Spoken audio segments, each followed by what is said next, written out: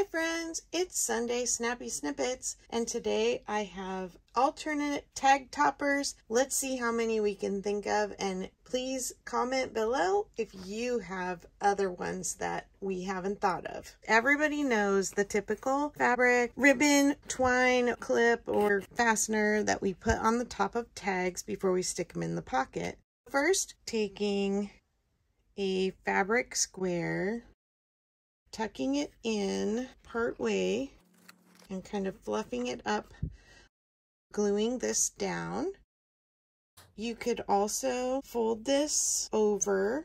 Let's roll it and fold it. You could even do some little stitching to get all your open ends tucked in and stitch it on.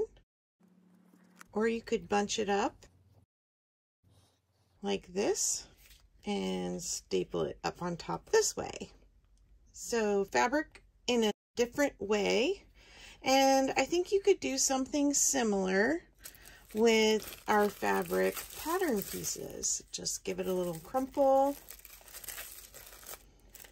and top a tag with it. That would be really cute for a sewing journal. Maybe I'll set these both here. All right. Another one is using artificial flowers. I've shared before that I have bought some artificial flowers on sale and I have disassembled them. My daughters used to make fairy dresses out of them, and I have a lot of them left, but they would make a great gathered bunch for a tag topper.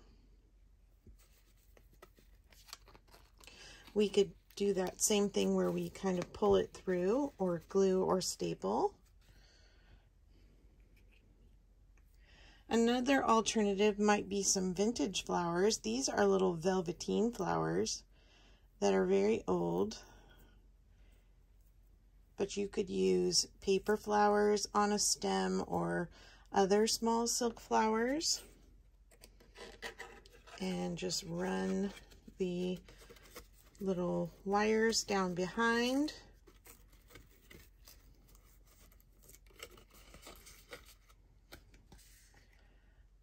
Fasten with a little washi tape, or even you could wrap the wires around through the hole.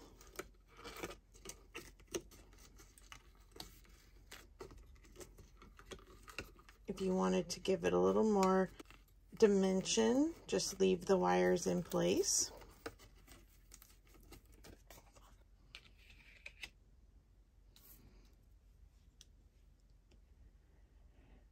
Then I was thinking of some other sewing things, like what about a button with this backing on it?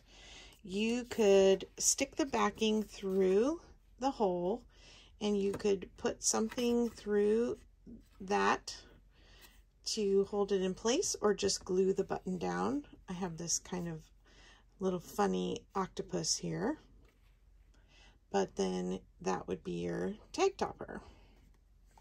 Or what about using, I have saved all the little thread ends, so you could either do a cluster of them, or you could just do one and glue them on. What about using some old sewing measuring tape?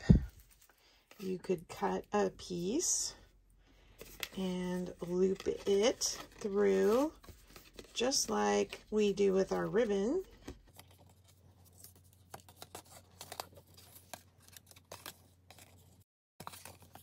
I'm not going to tie this one off, but you get the idea.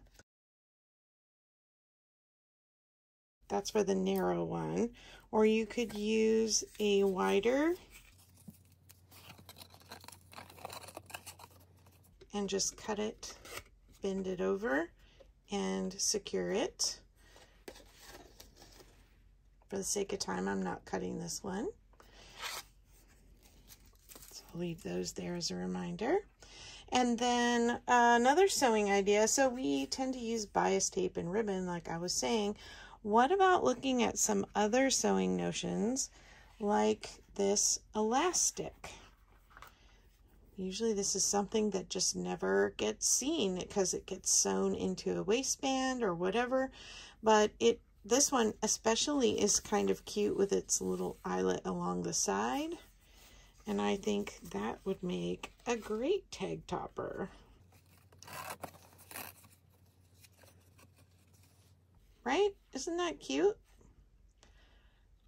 It almost reminds me of lace, but it's got a lot of stretch. All right, I'm going to leave that there. Now let's look at some other older ephemera. Things like using a coin roll. This might be better on a bigger tag. It's a little big for this one. The other thing might be tickets. Again, this might be better on a bigger tag, but it's got a natural fold, right? And it's got these little numbers and things on it that are of interest. So that makes a great tag topper. Another one that I thought would be kind of unusual is to use a matchbook. I have some vintage matchbooks. Just fold it over and do that.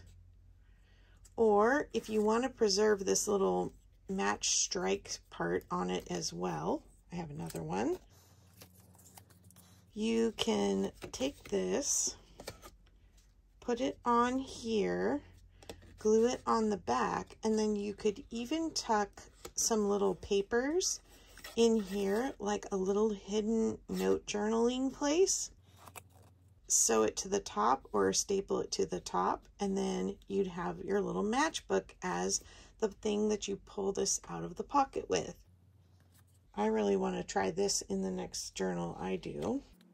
Last but not least, let's look at some kinds of film. So if you have negative film that's already been developed, or you could also use old undeveloped film that's not going to be shot in a camera. You could cut this. And then just depending on what you want showing, if you want this little piece showing or if it's just film, you might tuck it behind. Any way you like. And then the last thing, VHS or cassette tapes, if you've got old ones sitting around. For VHS tapes, for those of you who weren't around or don't remember, you push this little lever to get this open, and then you just pull some of your tape out.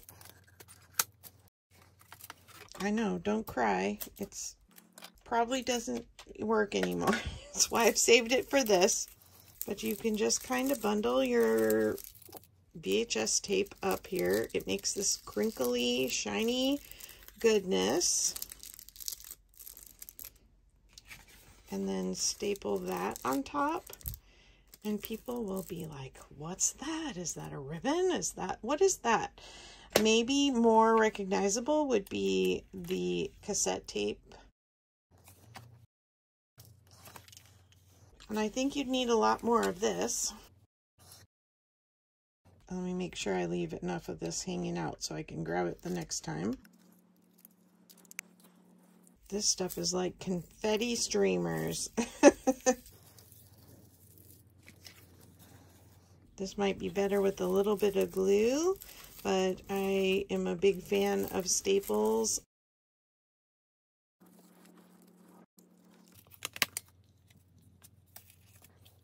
I really like that. I think that would be so cool in an 80s memory journal. Well, let's see how many we came up with.